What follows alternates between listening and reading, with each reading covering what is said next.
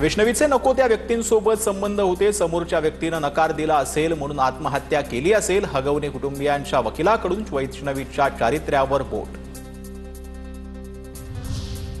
पुरीला हालहाल करून मारलं, आता तिच्या चारित्र्यावर बोलता हगवणे कुटुंबियांच्या वकिलाच्या युक्तिवादावरून चित्रा वाघ यांचा निशाणा। तर सल्ले युक्तिवाद काय साध्य केला असं वैष्णवीचे मारेकरी फासावरच लटकायला हवे, चित्रा वाघ यांचे ट्विट। रुपाली चाकणकरांनी शासकीय सुरक्षेचा वापर रीलसाठी केला। रुपाली चाकणकरांची सुरक्षा काढण्याची स्वराज्य पक्षाची मागणी। स्वराज्य पक्षाचे प्रवक्ते धनंजय जाधव यांचं मुख्यमंत्र्यांना पत्र। मी 1.5 वर्षांपासून लढतेय, पण माझ्या पाठीशी कुणीही नाही। साक्षरच्यांकडून माझा आवाज दाबण्याचा प्रयत्न सुरू। 2024 मध्ये महिला आयोगातही तक्रार केली होती। महिला आयोगाने तक्रारीवर काहीही कारवाई केली नाही। भाजप आमदार परिणय फुकेंची भाऊजय प्रिया फुकेंचे गंभीर आरोप।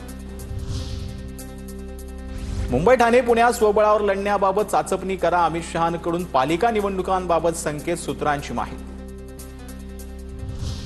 सह्याद्रीवरील भेटीत बीएमसी निवडणुकीसाठी शिंदेंची शहांकडे 107 जागांची मागणी। मात्र शहांकडून शिंदेंना कोणतेही ठोस आश्वासन मिळालं नसल्याची सूत्रांची माहिती।